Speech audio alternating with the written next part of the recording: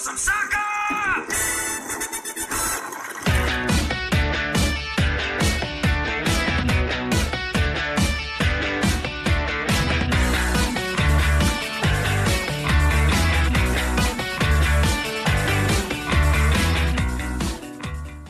Hello, everyone. Welcome to the first Euros podcast. We will do our best to keep it as town-related as possible. I can only think of Kiefer Moore, I think, who we've played and has visited town. Oh, actually, no, I guess there'll be some Chelsea players. Did Mason Mount play in the 7-1 hammering? We've got Mike McKay in here and Hannah. Mike is allowed on when Tom isn't here, just in case it raises his blood pressure. And he asks about, Grimsby being relegated and such. Mike, thank you very much for joining us. How is everything in your end of the woods? Yeah, good. Thanks, mate. Good. And Hannah is there as well. She's got the fan on, apparently, but we can't hear it. So if you can hear a hum, no apologies. It is boiling. So unless you want everyone having a Solero. Hannah, how is everything your end? Has Hugh come down from the amazing 1-1 draw with Switzerland? Yeah, everything's good. He's still banging on about the goal, but, you know, England are going to go further, aren't they? Well, I mean, he was the most optimistic on the predictions we asked everyone to send in. I mean, we will revisit them at the end of the tournament so everyone can see how stupid everyone was. Because one of mine, to begin with, was I put Turkey down as the dark horses, and they came well out of the traps, like an Ian Holloway side, facing after their first, one and only pre-season game. Did anybody see it? Did anybody watch Nessim Dorma? Did that get anyone's blood pumping? How was it for you two? Yeah, I had a... Sorry. Yeah, I had to watch. I thought it was very untypical of an Italian team of late. I thought they passed the ball quite well. And like yourself, I was very disappointed with Turkey, who I did think would have been a team that would offer a little bit more than what they did. And what about you, Hannah? Did the music, was it the music that got you interested? Was it the remote control car?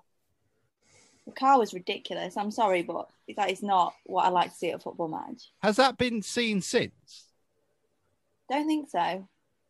I mean, it would be quite nice to see it like emerge from between the pontoon and the Findus as some kid tries to run on after it to try and nick it. But yeah, that was really bizarre. I thought it'd have been there everywhere, but there we go. It was a half decent start. Italy played particularly well. Turkey, as I said, were my dark horses, and I thought they would, they hadn't been defeated in a while, but Italy hadn't been defeated in 27. They're the statistics for you, since missing out on their qualification to the World Cup last time round, which they saw as a massive dent in their nation's humility and their pride.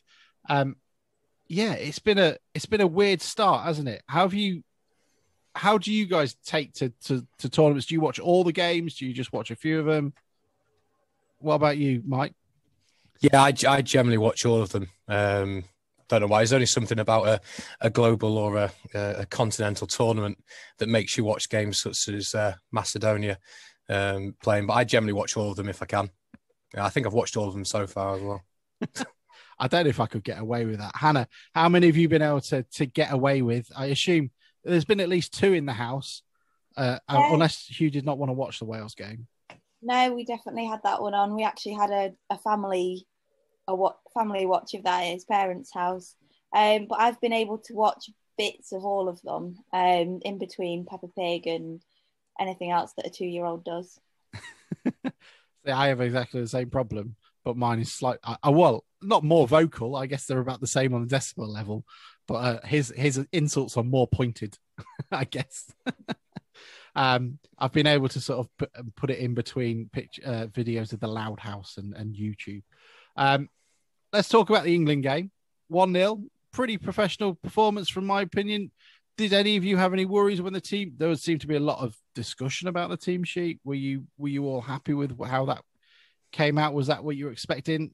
Hannah, you said it was the first time you've seen a lot of them. Who was the one that stood out for you? Was there anyone you were expecting to see in the team? Well, yeah, so I don't really follow, Premier League and that sort of thing. So the last I'd seen of England, Trippier was playing, so I wasn't surprised to see him. because I haven't been following the other guys. So I can see in hindsight why people were. But he had a decent game, and I thought Phillips was outstanding. Played really well. Just in general, it was a well put together squad, and I think the subs happened at the right time. That's a good point. We might have to come on to that in a second. Mike, you're a proud Yorkshireman. So I assume you know everything about Calvin Phillips, including what school he went to and what he had for dinner last week. Can we call him the Yorkshire Perlo from now on, please? Is that what it is? That's what it is, yeah. How many different denominations of Perlo are there in the world? There's two. There's Calvin Phillips and there's Disley. That's about it. And what about Perlo? No, he's not good enough. There's no Disley, is he? How did you find it? I mean, were you expecting that sort of thing? I imagine you must at least see 15,000 Leeds shirts anywhere within where you come from. Was that expected? Were you expecting that sort of performance from him? I wasn't actually. I've not really watched much of Leeds this year, so I sort of have the impression, probably wrongly, of him just being a basic holding midfielder. And I was actually quite pleasantly surprised today, where he didn't really play in that role. Sort of got in between the midfield and the attackers and started linking the play up nicely, which is, from what you hear about him, isn't what you generally expect from him. Now, Croatia obviously defeated us in the World Cup semi-finals 3 years ago. Was this what you were you surprised with what they didn't come to the party with? I found them to be very defensive. Yeah, I thought they sat in quite a lot, but I also think in 2018 in the World Cup we sort of let Modric run amok in the midfield, and I think from how we were set up today with Rice and Phillips, I think that was pretty much stopped from happening, which is I think why they didn't really have anything, because they weren't given the space or the chance to do any of that. So I think it's a bit of a masterstroke there from Southgate with how he shut that down. And Croatia did look a very poor side. Definitely not like the 2018 version. Hannah, does your watching of football change for England games than it did for Town? How does the experience differ for you? I guess as a Town related podcast, it's not a bad one to look at. I mean, firstly, I don't expect anyone to make runs into the box, and that slightly freaks me out. I don't expect anyone to have a first touch. How does it differ? Do your aspirations change? Well, for a start, I don't pick my nails as much in fear of what could happen. But yeah, it's definitely a lot different. It's more of in recent years, it's more of a fun experience, dare I say it, to watch England, because the result, it's not that close to your heart as watching Town. But it's great to see the quality that we don't see at Town often. It is a big contrast. Yeah, and what about Mike? How do you find that? I mean, I find it a bit. My heart isn't in it as much, but obviously being an exile like yourself, I find that it's an experience at least I can share with everyone around the house and around the neighbourhood. No one really cares if Town lose an older shot. Yeah, you don't feel as much as a weirdo, do you, walking around supporting them? It's an odd one, really. I can't put my finger on it. I do feel more involved with a Town game and a Town result, and are more emotionally attached to it than an England one. And I don't know why that is. Maybe it's just the years and years of getting your hopes up and then it all going wrong. I think that must be it. Now, we did mention the substitutions. I was worried that Southgate was very much in the role of Paul Hurst today, because he seemed to wait until the minute ticked over 65 before he even looked at his bench. There's 5 substitutions. It's 30 degrees outside. I'm sure that both of you are as melting as much as I am. Especially during the middle of the day. Were you surprised that, I mean, I don't think all of them were used. Were you surprised that wasn't a game plan to sort of, tell Sterling or whoever to run out there for 45 minutes? Don't worry if you die and come half time, because you're coming off, and I don't know, Rashford or Saka's coming on. I mean, personally, I thought what Southgate would do beforehand was play Foden or Grealish, Rashford or Sterling, and then sort of change it around after an hour in the heat, hoping that they've run they've run the Croatian Dragon, and then more of the same for the last half an hour. So I was quite surprised he didn't make the subs, especially in the heat and how the game was going. I'd have liked to have seen something a little earlier to try and stretch a tiring Croatian defence. Yeah. And Hannah, we've got 2 games left. Now, very similar to the last World Cup, there are rumours suggested that second might not be the worst position to put ourselves in for this group table. The winners of this group play the runners-up of what are the group of death, which I believe, please do correct me, are what? Portugal, Germany, France, and Hungary. Yeah. So, do we want to lose to Scotland? Or do we want to lose to the Czech Republic? And if so, when do we bring on Matt Green? And when do we bring on Luke Waterfall? Do you think we'll win this group now? Is that what my concern is that we'll play half decent and then we'll get France or Portugal in the round of 16 and we're out. What are your thoughts?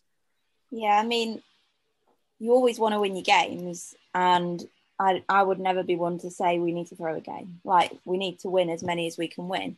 But if we play second place, probably France may win the group, and then it'll be Portugal or Germany. I don't know. We could beat them. Like, don't rule us out. We're a big team. But then I think if we win that one, we then have to play the winner of Spain's group. So, we've got a hard run in.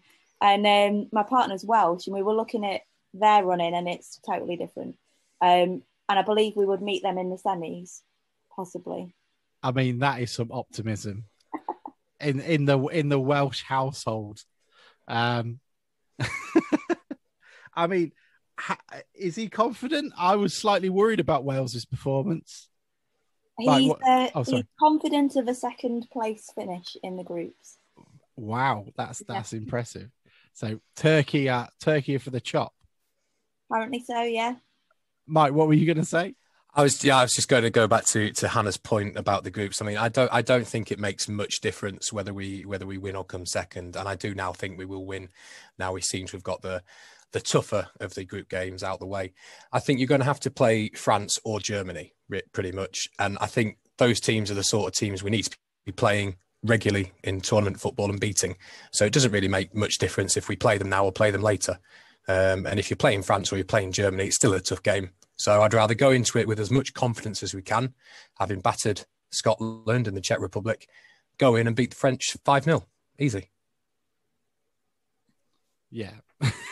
I mean, that's brilliant.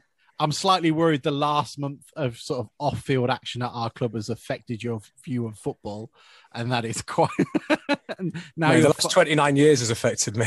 Well, this last month has made you... You don't know how to control it. You're like me. There's no middle ground anymore. And now we've had... You're obviously a part of Stockholm Syndrome.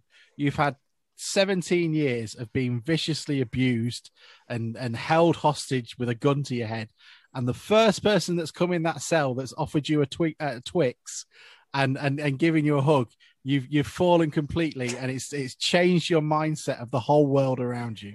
5-0. I mean, I would love it. I mean, I won't be able to go back to France, I don't think, because maybe I should sit down and have a pint, mate. Yeah, maybe. Far too positive, I think. That's what the problem is now. But if we have to, when we go to France now, because I don't know if you know about it, but some of the rules on Brexit is if you're not, you have to have the money on you for how much you're going to, for a place you're going to stay. So if you're staying for 2 weeks, you need to have money for 2 weeks to be there. And if you're not staying in a hotel, you have to have a letter from the town mayor of the friend you're staying at to say that you're going there and you're allowed to stay at their property. I'm slightly worried if we do beat France 5-0, this is a long way of going about it, that I won't get that letter. But there we go. Look, we've got to talk about Christian Eriksen. It was an appalling image. I was watching the cricket before it came in. It was a terrible sight. Very obviously, for myself, it reminded me a lot of Martin Pringle and the atmosphere that happened around that terrible incident at Blundell Park. But the latest has said that he's getting on the mend and such. And it was great to see the reactions from both the fans and the officials. I don't know if we want to talk too much about it, but what were your thoughts, Hannah? What did you have any takeaways from it? Yeah, we actually got home and turned the television on just as the aftermath was happening. So we didn't see the incident, but we saw, the footage that followed and the footage that shouldn't have followed. It was just shocking and shocking that they kept the cameras rolling. Shocking that the BBC didn't cut to studio or to adverts. It wasn't right at the time. But so pleased to hear that he's pulled through and that they got the CPR there in time, and that there were medics in the ground and a defib in the ground, which was so important. And yeah, it just goes to show that football isn't really about life or death, is it? No, and you work with St. John's Ambulance, and you work with what is the name? What is it? Is it Phyllis? No, Phyllis Tuckwell's Mine. That's our local hospice down here. What's the hospice there? Is it St. Barnabas? Yeah, I work with St. Barnabas and I volunteer for St. John as well. How regular, how sort of easy to locate and to get hold of these defibs are there in public? Because you see them now and again. I know my village of Kilby's got one sort of stapled to the Spar shop. Are they quite widely accessible around the country? More and more so over recent years. There still needs to be more, I think. But like our village has got one. So could there be two? Probably, because it would be a good 5 to 10 minute jog for some people to get to it. So yeah, they are quite costly though, so they need fundraising for. It might be longer for some, including my own. In fact, the defib would probably need to be used on me by the time I get to it. I mean, Mike, what were your thoughts on when you saw it and takeaways? Hannah's right. I thought the camera was really odd. I mean, yeah. I know it comes from, I think it's a UEFA feed. So it's it isn't the BBC's fault for the show, what they were being shown, but they could, I guess, done their best to cut to the studio. I know Denmark's TV broadcaster, who obviously it was in Copenhagen, they were able to cut to a drone shot. So I assume they have additional cameras there, like maybe the BBC have in Wembley. What were your takeaways and thoughts on it? It was shocking. Yeah, I mean, I was watching it live. I'd turned the cricket off before then, so I sort of saw what was coming in the cricket. But I was watching it live, and just the way he went down, you sort of instantly had a feel that there was something not right about that. And sort of everybody in our house sort of instantly just like stopped what they were doing and just was watching all this unfold. And I mean, the 13 minutes that it went on for, it felt like a day, felt like an absolute age. Like Hannah, I was equally as sort of disgusted by the way that there was close-ups of them performing CPR, close-ups of his partner. So I don't really blame the cameramen too much. I mean, that's their job, but there's a director in the studio that really shouldn't have cut to those images to be broadcast.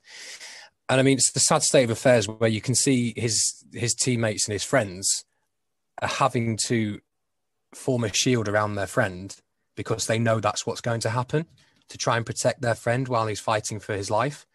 And I think it's a great thing that they have all this medical support there at stadiums now, and that's obviously come through previous incidents and things. But I'd hope if one thing was to come from this, and keeping everything crossed that Christian recovers fully, but I think if one thing was to come from this is there should be some sort of protocol where directors and TV companies have rules about what they broadcast when something like this happens, because it is happening more and more, and we don't need to see that on the television.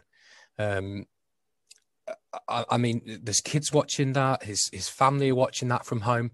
I mean, we don't see pitch invaders, or we don't see players when they have messages on their shirts because UEFA have put rules in place. Yet it's perfectly acceptable for footage and scenes of a player being given CPR and life-saving treatment to be broadcast around the world. I really do think there needs to be something that comes from this, where that sort of thing, there's a protocol in place, and it just doesn't happen because we don't need to see that. His family didn't need to see that. Yeah, and I guess I would probably echo the same sentiment, especially with playing the game as well. I know that obviously the players had spoken to Christian before the game started, apparently, but I guess, I mean, you've kind of got to take their decision at sort of face value and hope that they're happy to do so. It looked like they were in shock. That goal that they conceded looked like Schmeichel wasn't 100% there.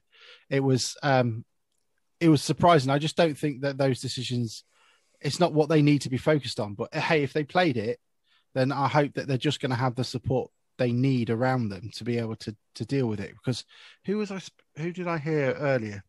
There was something about a relatively similar thing that happened, but they didn't receive any support afterwards. They just got on with it. I believed it might have been Spurs and Bolton. There was no support for the players afterwards to deal with it. What were you going to say, Mike? I just think the whole situation where the players were asked if they wanted to play was ludicrous. I mean, normal people in situations like that are in shock, and you would never put a decision like that in people's hands. So I don't know why UEFA thought it was something they should do. And if you listen to Schmeichel, he was told it was either you play tonight or you play from 12 o'clock tomorrow. So they wanted to play tonight, but they should never have been put in that position to have to go out and play after they've just seen that 90 minutes ago. But with UEFA, it doesn't surprise me, I'm afraid.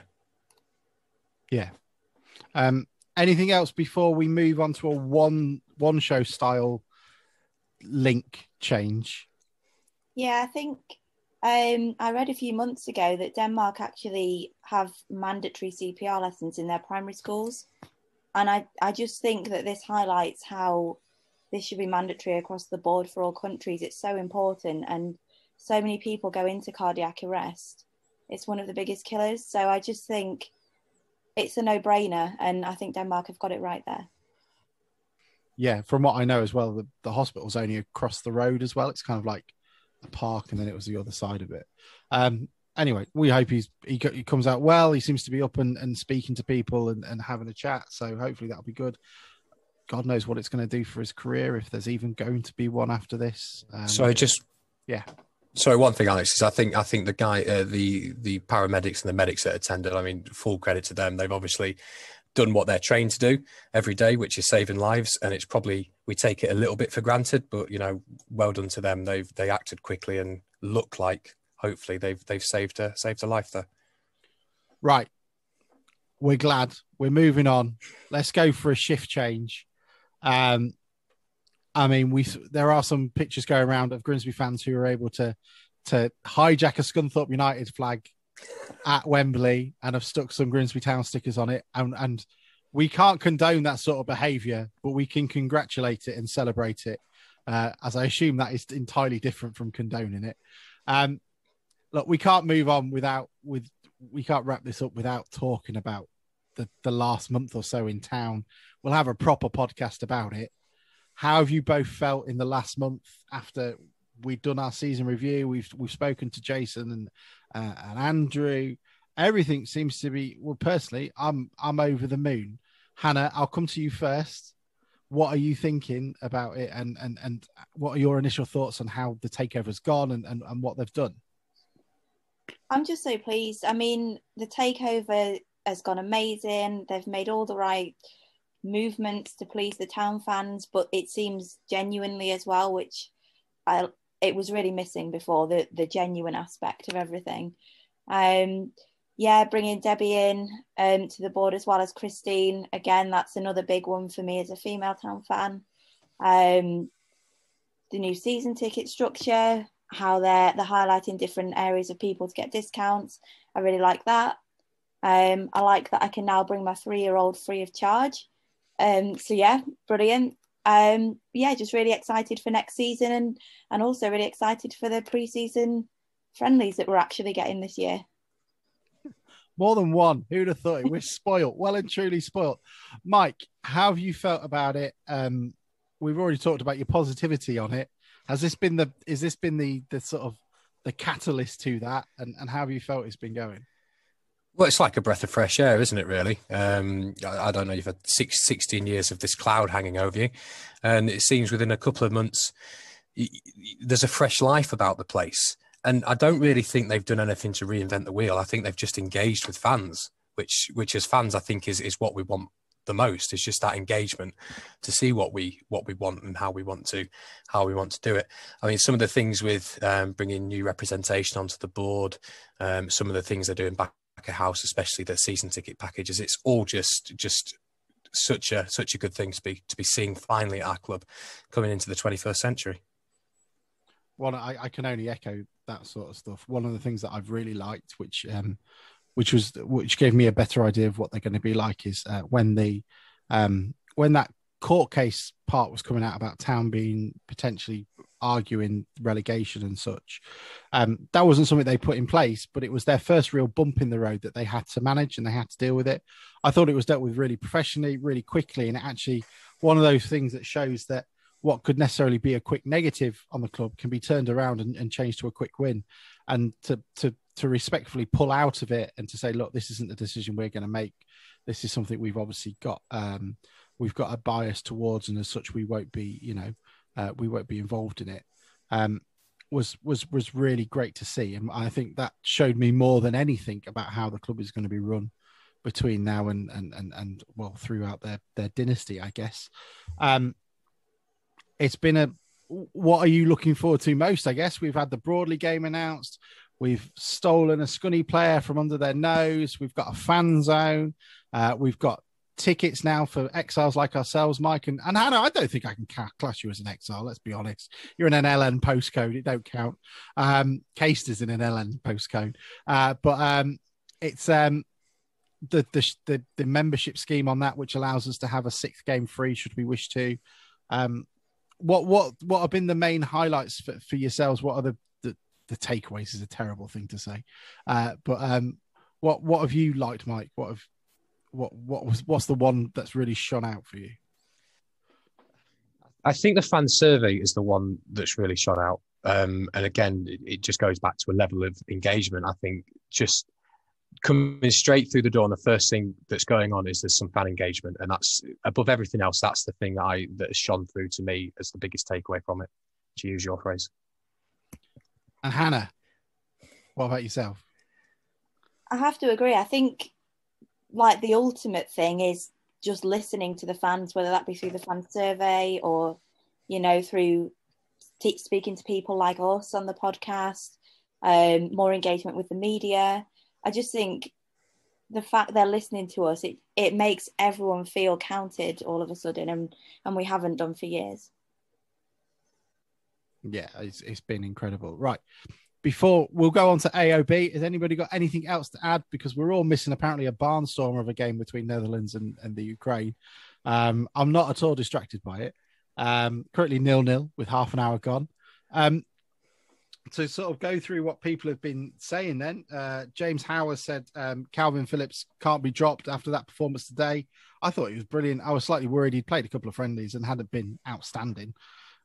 He was everywhere. Walker, whilst good defensively, was a bit wayward with his passing. Trippier cutting in from the right, ended a few attacks too. I quite like Trippier included in there, and I think he's a bit like Jadon Sancho. He's massively overlooked because he's caught sort of out of sight, out of mind. He's just won La Liga with the best defensively managed team in, I would say, Europe. So I think he's an incredible player to have there. What were you going to say, Mike? I just think with Trippier, what you get is you get experience, you get defensive solidity, which is, I think, exactly why Gareth put him in there. He's had to take Maguire's not there, so Mings is coming in on the left-hand side of the two centre halves. And I think he's just gone with Trippier because of the experience and the defensive solidity. Yeah, I would probably agree. We've got also Jason Ives. And James obviously adds at the end that his thoughts with Christian Eriksen. Jason Ives said it was a good win. There will be changes. Italy were decent, and thank God for Christian, the medics, and the teammates. I think we keep. I see this obsession with a starting 11. We've got 5 subs. Like, it doesn't really matter to me who starts. It's how you use your players as you go. If we can bring on Grealish after 60 minutes and Croatia are blowing out their arse, it's an incredible luxury to have. Has anybody got any last points? That's the questions done. Yeah. Just on that one, Alex, it's very similar to, with the 5 subs, it's very similar to what you see in rugby at the minute, is where the team that finishes the game isn't necessarily the team that starts the game. and they don't consider it as sort of substitutions. It's sort of finishers. So the players you bring on once the opposition are tired to influence the game in those last 10 minutes where most football games are won and lost. So I think it's a huge positive having 5 substitutions, but also having the wealth of ability on the bench in your Sanchos, your Rashfords, those sorts of players. Yeah, I agree. Well, I mean, that's it. That's our first one ever done. Thank you both very much for joining us. This was definitely thrown together in the last minute, and I think we've survived it very much without having to talk about, it's weird not talking about Town that much. It's slightly odd. Well, thank you all so much for joining us. We'll be back very soon, I think. I think we're going to try and do one in the next couple of days as the games come in thick and fast because we've missed out, 2 days and we were already sort of 4 games behind, which feels a bit like this podcast was originally. But there we go. Hannah, thank you for joining us. We shall see you very shortly. Mike as well, thank you so much. And we shall see you all soon. See you all later. Bye.